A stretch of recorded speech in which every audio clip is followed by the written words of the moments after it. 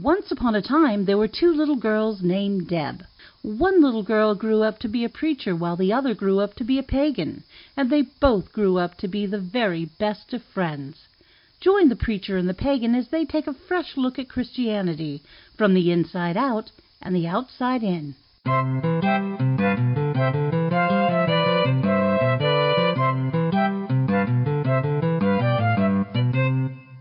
Welcome to The Preacher and the Pagan. I'm Debbie. Hi, Deb. Hi, Deb. How you doing? I am super swell. We're getting a late start today, but you know what? I think it's going to be a wonderful episode this month. Well, it's certainly something we've talked about enough times. Well, ladies and gentlemen, and everyone else out there in the podcast universe, our topic today is pet peeves. Pagan pet peeves, Christian pet peeves, all the peeves. They're all our pets. So, Okay. And we're going to do the top five. Top five. So we're going to be doing my pagan pet peeves, your Christian pet peeves, a little bit of discussion between. Now, just to clarify, these are not just pet peeves about how people view our individual religions, but also about how people within our religions represent. Is that correct, Deborah? Absolutely. Yeah, I think that's a really good distinction. Yes, because you know what? The call comes from inside the house and outside the house, It does. Okay. Yep. So who wants to go first with their number five? You know what? You go for it. Okay. Well, my number five is about pagan pet peeves is people thinking that either we perform magic like Charmed or Bewitched, zap, point and click, or it doesn't work. Magic, if TV shows showed how magic really works, then that would be the most boring television show on the planet, because magic takes time, it takes effort, it takes consistency, and magic doesn't always look like you think it's going to look. That sounds a lot like prayer. Yes, thank you. It's the same thing, different words. With magic, what you're doing is you're putting that intention out there, at least in my understanding. Your mileage may vary, but the path of the universe is going to shift. You're going to be putting out that energy. It may not come, what you want may not come in a way that you expect it to, but the intention is out there and the world will shift, but it can take time. Kat and I wanted to be together. We didn't even know who we were, but things worked. People got into the right place at the right time. Connections were made that may not have otherwise been made. She's biting her thumb. Hold on, let me put you on a hold for a second. Thank you so much. I love it. She had some distinctions that she wanted to make. Magic is like gardening. So much of this stuff happens where you can't see it, below the surface. And also, magic works not only by changing your circumstance, but by changing you. So, and that takes time, y'all. It's not going to be a point and click. Okay. Very much like prayer. Absolutely. So my number five is because Christianity is dealing with these ancient scriptures, which actually are only about 2,500 years old, as opposed to like 5,000 years old, that everything was more simplistic back then. People had easy answers in an easier life.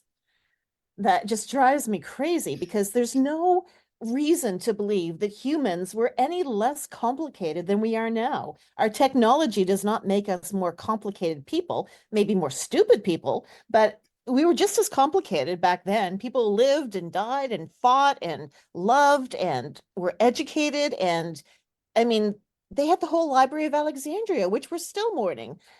People were not dumb. And it amazes me how many times people will read ancient scriptures and they'll go for the most simplistic way of looking at things.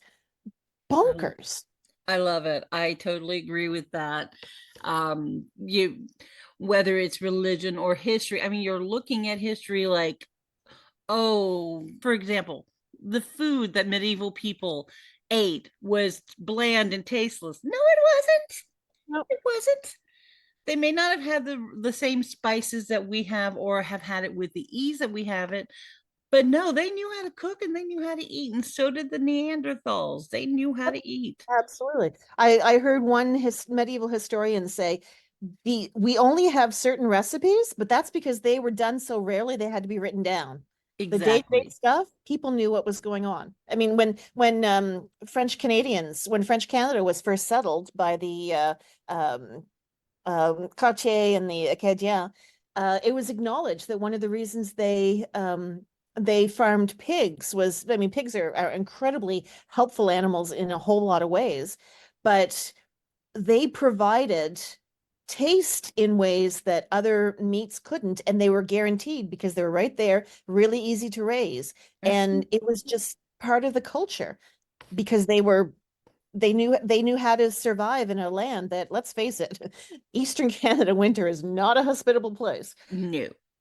But cultures know how to adapt and they know how to do things. And ancient cultures knew how to live in their land. We might not know how to, but they certainly did. And if we went back to their time, we'd look like idiots. Absolutely. We Because would be I so mean, lost. I couldn't work a butter churn Mhm. or figure out how to, things like that. Yep. So my number 4, and this is one that I share with Catherine, is the idea of curses and hexes and ugga buggas, scare the mundanes, that sort of thing. That one, I hate that people think that is something that pagans just do, hex people. More so, we both hate when there are pagans who get mad and they threaten to curse or hex someone. First of all, with the rule of 3, that's just a stupid idea. What's the rule of Um, three? the rule of 3 is whatever energy you put out comes back to you threefold. Oh, okay. So, I mean, it's stupid to hex somebody because you're gonna get the brunt of it.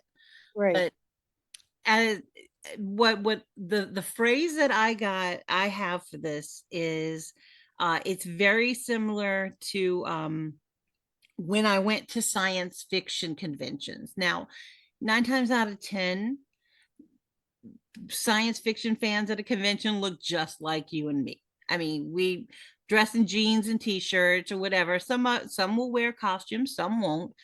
We're Mhm. all a little weird, but that's okay.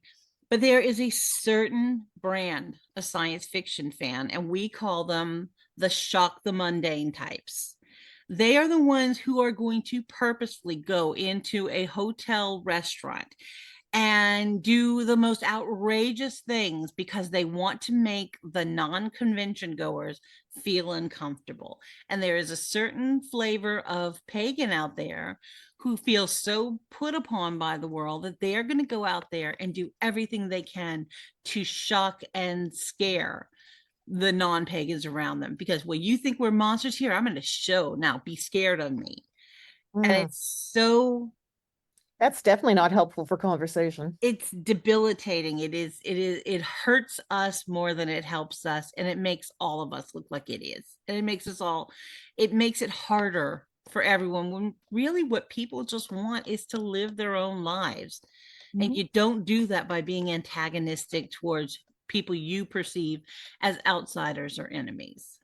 Nope, absolutely not. So my number 4 is the word biblical. So biblical hair care, biblical diets, biblical, I mean, just fill in the blank. It just drives me crazy. And you see all sorts of social media that talks about, well, this is a biblical way to do things. Oh my heavens, are you kidding me? I There's no such always thing as biblical being a one thing. But God doesn't care whether or not you're using conditioner. Not an issue. Feed children in Africa? Yeah. But you know what? Whether or not you decide to eat those carrots or not probably something God is thinking a whole lot about. So I take it you're not buying the What Would Jesus Eat cookbook that I sent Oh you? my God. I I don't live know for what it those ads is. because It's I like, always send them to you. and I don't know what it is. Like, slap biblical on something, and there's a lot of people inside the faith that will just buy it simply because they think it's I don't know, another road to God or something. You know, it reminds me a lot of the assumptions of what Gnosticism was, the extra canonical books written in the first century. And I Mhm. really want to distinguish that between the people today who call themselves Gnostic, because that's a thought process, Mhm. and this assumption that Gnostic books give us a way into learning about Jesus that the early church didn't want us to learn about. That's not Conspiracy the case. theory. But yeah, this whole thing of we can have special knowledge, and if we put biblical on it, then it's a special insight. Well, you Oh, know stop what? doing that. I'm gonna get my biblical pedicure next week, so I'm just gonna have you send me a list of acceptable providers, okay? Yeah, Thanks. try not to go with black bread. Well, my number three is one I think we both share, but I'm gonna go first. You told me to go first, so I get it. Yep. Um, my number three pet peeve is people, non-Christians or non-religious people, thinking that we're all hippie granola types. There's just one type of us, and none of us believe in science. Oh, yeah. That if you are a person of faith, you cannot believe in science. Yeah. Well, you get the granolas, we get the idiots. So Okay. in different populations, yeah, same accusation. Same accusations. Like, seriously, dude, even the best scientists are the ones that are going to say there's more out there than we can possibly know. Well, that's the origin of science, is that a bunch of people who were very, very faithful wanted to know more about God's world. That's as simple as it gets. And from there, we have this entire set of disciplines that are not removed from spiritual issues. I remember reading this environmentalist one time. He said, you know, for the longest time, I thought science could answer a question, but science cannot solve spiritual problems. Mm-mm. And this is a scientist was saying that we need spiritual attention to certain issues. And every thinking member of faith I will acknowledge is that they will say, like, science kind of clears up a whole lot of things. Yes. Yeah. It's science. I'll be honest with you. Science and faith are tools to There. living better. Now, you use the right tool for the right problem. I use faith for my spiritual problems. I am not going to go over my carburetor and pray that it gets fixed. No, I am going to go over to a mechanic and say, hey, you're the right tool to do this. And I wouldn't hire a mechanic who is a tool, but you get the point. Yeah. Yeah. The But way I the way I describe it is that they answer different questions. Like exactly. science answers the when, how, those kind of questions, whereas faith will answer the who and why questions. Right. And once people of faith and people of science agree to the fact that no matter how many questions we ask, no matter what method we use to do it, there are still things that our tiny, puny human brains are not capable of or ready to understand, we will all be better off. Because Yes, then we'll stop trying to be morally superior to the other side and realize that everything is working to benefit humanity. absolutely. My number three is that everything in Christianity was written by men. There has been Except so the much cookbook feminist about what would scholarship. Jesus eat. Sorry, Okay, that was written by a woman. I didn't hear that. Sorry, what'd you say? The only thing that was written by a woman was that cookbook, What Would Jesus Eat? Oh yeah. No, go ahead. I'm sorry, I No, interrupted. that's okay. That's okay. There's been so many leaps and bounds in our understanding of biblical literature, based on what feminist scholars have worked. This is one of the ironies of Christian faith development and interpretation. We know more about the women in the Bible than the men, because feminist scholarships have zeroed in on things, and scholarship around men has just said, well, they're always the dominant one, and call it a day. So we know more about Junia than Andronicus, her partner. We know more about Priscilla than we'll ever know about Aquila. And as far as biblical books, there is a good argument that the novels Ruth and Esther were both written by women because they know a little too much about women's culture. And we do know that back in the day that the two cultures were kind of parallel, they weren't mingled. But there's also really good scholarship to suggest that the Gospel of John might have been written by the school of Mary Magdalene. She was a very impressive figure in the first centuries, and even Origen made reference to her. But there's strong argument to believe that she was actually the quote beloved disciple, and that it was only assigned to John centuries later when people were giving out assignments of who wrote what. But the assumption that women were illiterate and kept from reading and such, that's straight up Victorian fiction. That is nothing to do. There's actually pictures in Pompeii, I think it is, they uncovered, where they have women very much with the writing implement and a book type thing. And that was a common thing. That was Pompeii was right around the time when the Gospel of Luke was being written. So women were literate, and Hebrew people were known as the people of the book. In fact, it's considered the oldest functioning language today because it went Egyptians, Peloponnesians, Hebrews, as far as the development of language skills.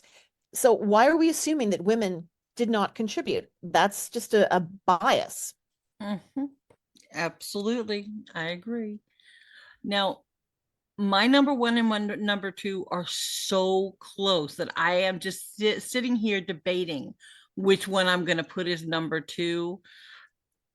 I think I'm going to swap my 1 and 2 around. Okay.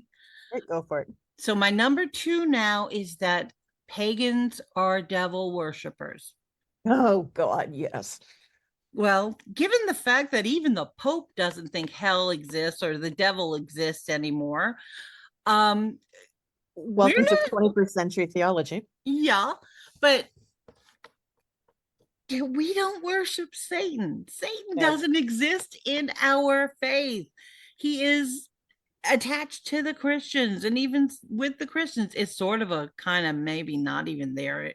You would be able to handle that more than us, but he's not our. I'm sorry, but the way he's treated in certain Christian denominations, he's considered a god in that, because he's as powerful, he can take you away from your God. So what else is he going to be? Makes him more powerful, right? No, the history of that is when the Hebrew elite were in exile in Babylon, they encountered a concept known as Ha-Satan, the tempter, the temptation. So the person who would really challenge you, so you think out a problem before you move forward. Anyway, when it got to Christian literature, they dropped the ha because this is now written by Greek, and they transliterated, not translated, they transliterated the word Satan as an actual entity.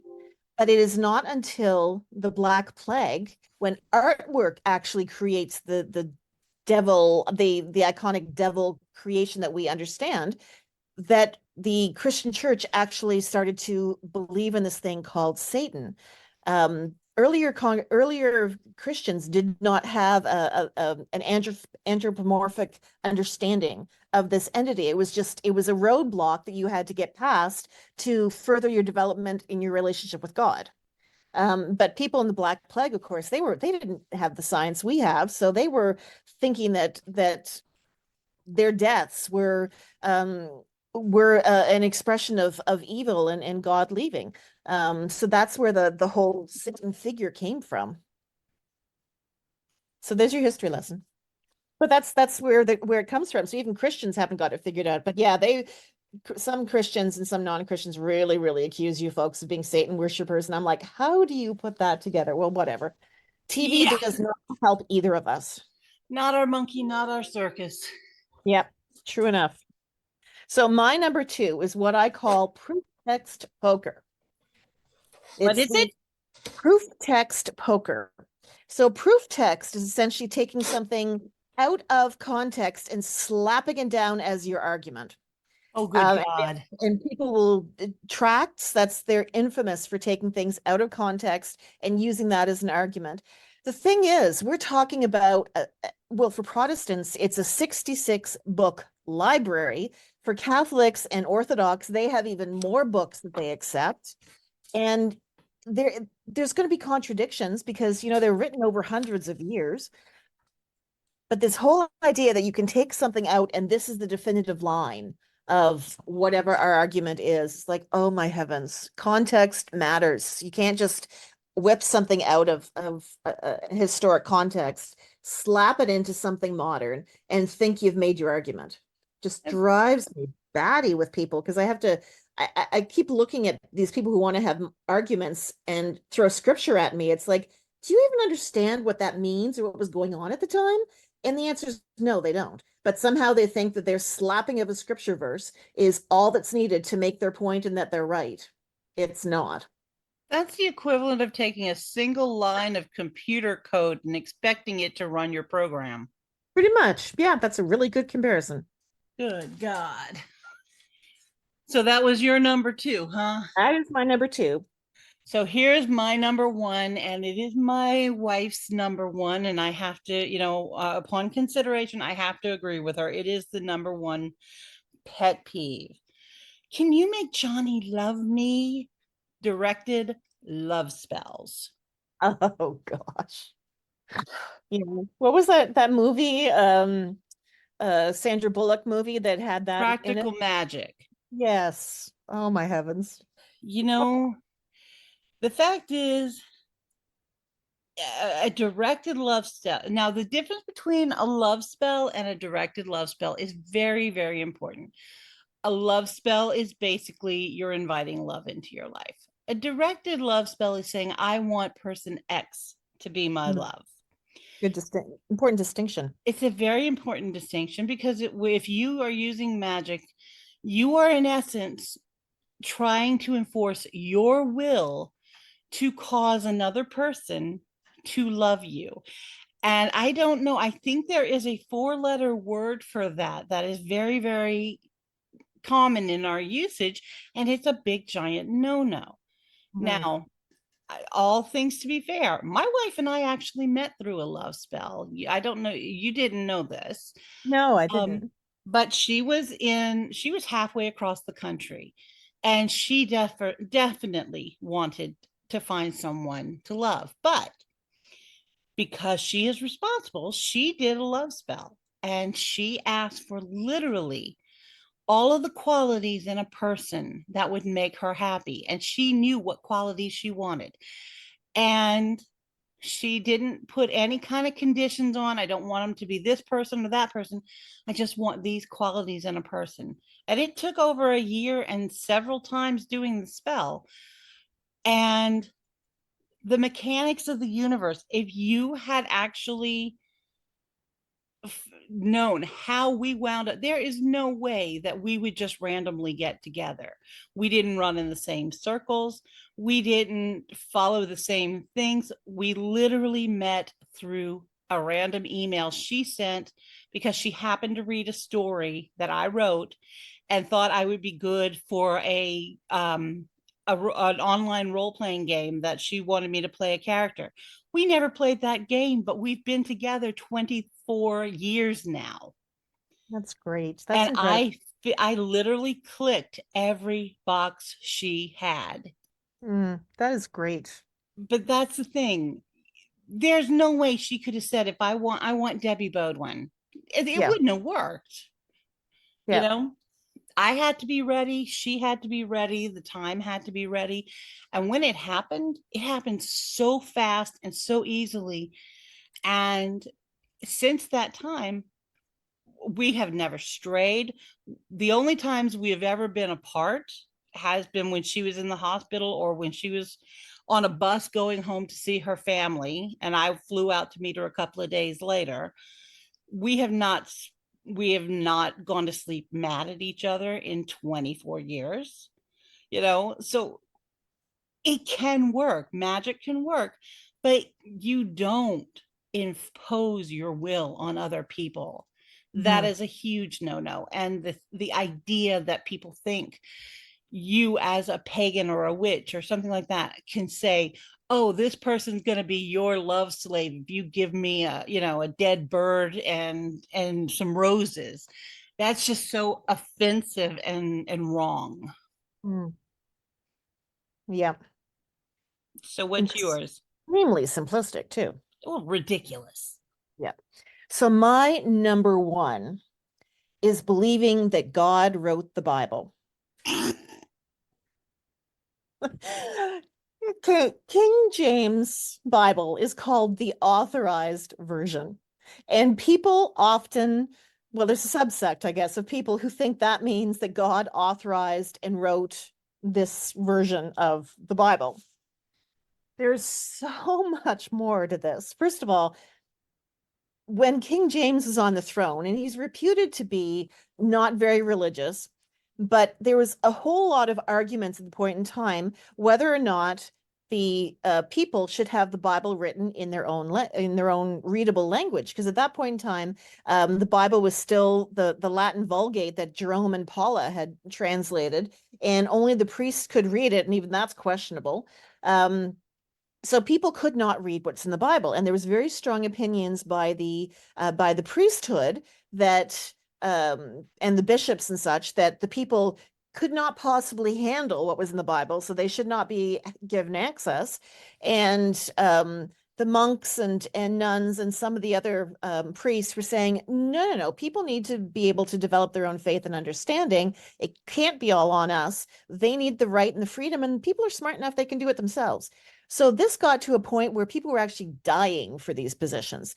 So King James came in and said, done. No. So set up or authorized a tribunal that was already going on to translate scriptures. Now, it was a very bad translation. It was a very poetic translation, but it was not a well-researched translation because the Enlightenment and other movements of returning to classics of Greek and Latin hadn't happened yet.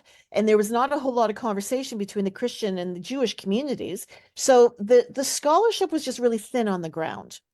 But the intent was there to stop this squabbling, and King James agreed because the British had a very long tradition at that point in time to have the people more involved in governance and the state deciding what was going to go on in the states or the estate.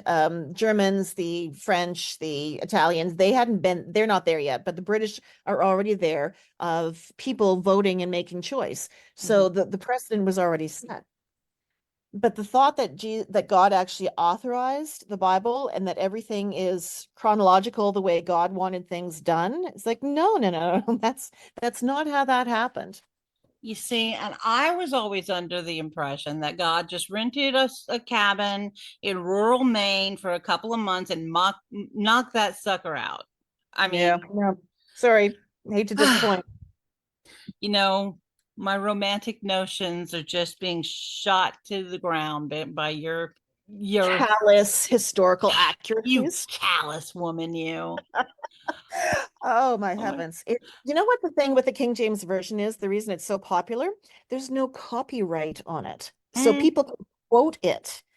No one alive today is getting any financial benefit from that version. So it makes it really safe to use. Almost all of the modern English versions, and there's like a ton of them, more than any other language in the world, those people are still alive, or their descendants are just one or two generations removed. So they're still getting copyright fees. And I've had this argument with people about why do Bibles have copyright? They should be there for everybody. It's like, those of us who are scholars, we still have to eat, we still have to pay bills, we still have to take care of our homes and our health.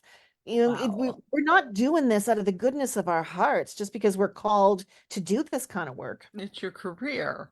Yeah, I mean, it's not like the government's going to say, "Oh yeah, we're going to skip the whole taxes thing, and you know what? Here's life for free because you're a scholar." No, that is not going to happen. So that's why why different translations are under copyright. King James is not, so people can use it however badly or well that they want, Oh, but it is not an original version. do you have any runner-ups? Do I have any runner-ups? Yes. That there's well, it's a long-held tradition. It's not really a runner-up so much as an eye roll that Moses wrote the first 5 books, that David wrote all the Psalms, that Paul wrote all those letters. No, that's not how that happens.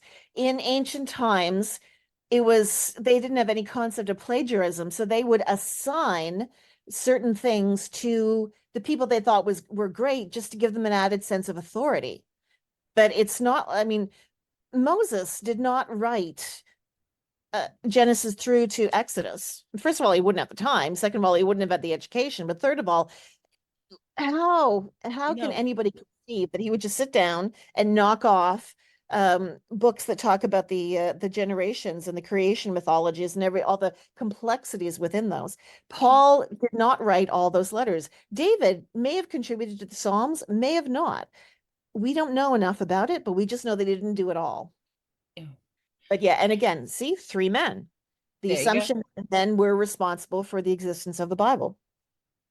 Okay, what's your runner-up? My runner-up is, it's kind of snarky, and it's about extreme evangelical in the bad way Christians who look at pagans and non-Christians and say, well, the Bible says you have to do this.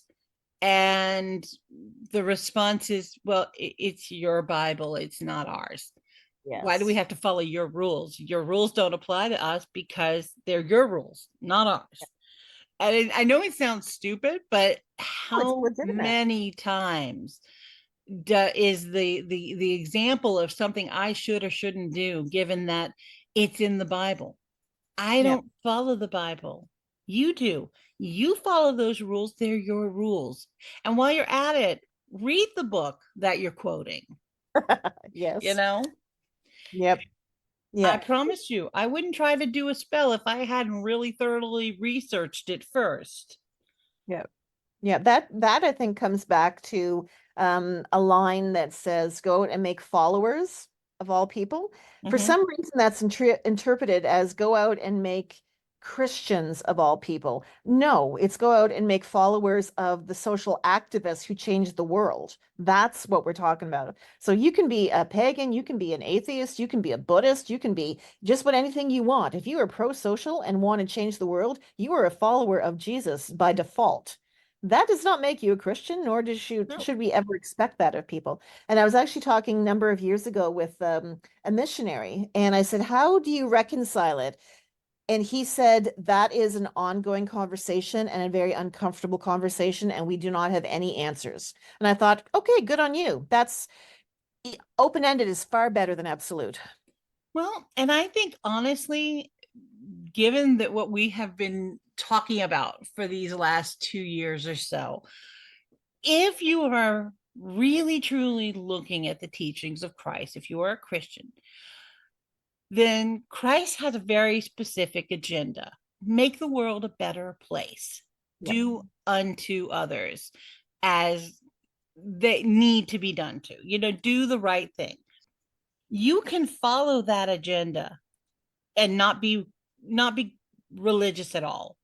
You can absolutely. follow that agenda and be a pagan, a Buddhist, it doesn't matter what the gift wrapping is on it. That's absolutely Follow right. the path. Yeah.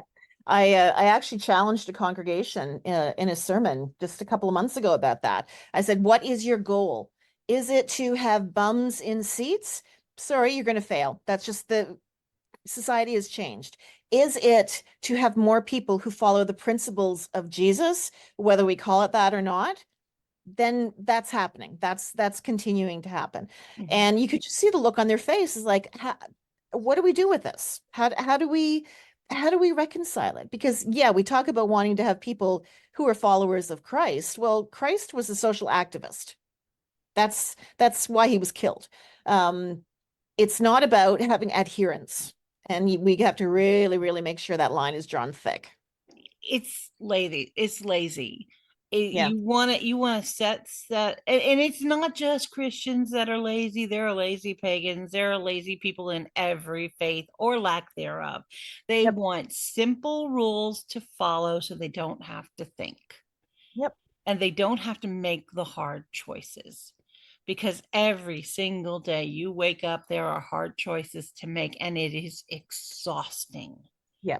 And there's also leadership that want to encourage people to think they only have simple choices so they can control what's going on. Mm-hmm. Well, I was trying to stay away from that because I tend to get a little, tinfoil hat conspiracy theory on that level. Yeah, but they're very prominent in certain elements of Christian expression. Well, but I'll go there. They're prominent in certain elements of all society. There are always people who want to keep other people complacent or uneducated or simplified so that they can be more easily controlled. Yep. And if you're okay with being controlled, that's fine, but you get what the controlled people get out of life. That's right. Yeah. Oh girl, we are just kicking it deep today, aren't we? I love it.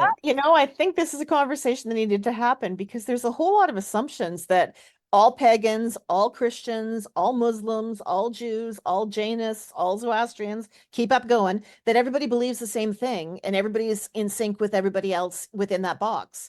And that's just not the case. And there's also an idea that we're all enemies. Yeah, that's true. Yes.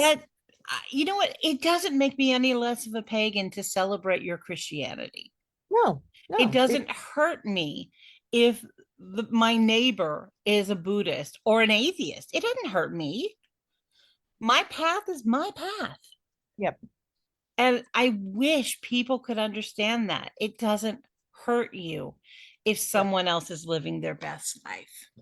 I remember reading, decades ago now, this fabulous Hebrew proverb, or not Hebrew, Hindu proverb. And it said, there's many paths up the mountain, but if you spend all of your time going around trying to convince everybody that you have the right path, you're never going to get to the top.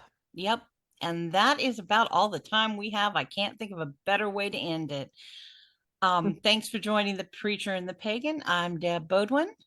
And I'm Deb Suttard. And we will see you next month. Bye. You've been listening to The Preacher and the Pagan with Deborah Suttard and Deborah Bodwin. This podcast is a two-lady podcast production in conjunction with the Barefoot Evangelist. Our producer and sound editor is Catherine Gordon. Our theme music was composed by Deborah Bodwin.